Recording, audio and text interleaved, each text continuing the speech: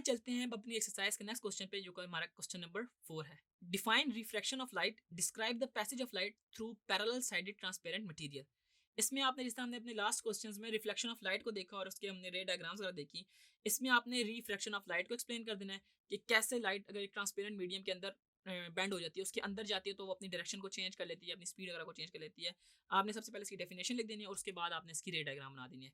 तो इसकी डेफिनेशन क्या है हमारे पास कि the process of bending of light as it passes from air into the glass and vice versa. यानी कि जो ही लाइट जो है एयर से ग्लास में आ रही हो या फिर वाइस वर्सा का मतलब है कि ग्लास से एयर में जा रही हो, इन्होंने दोनों बातें कर दी, तो हमारे पास वो जो होता है वो रिफ्रैक्शन ऑफ लाइट कहलाता है।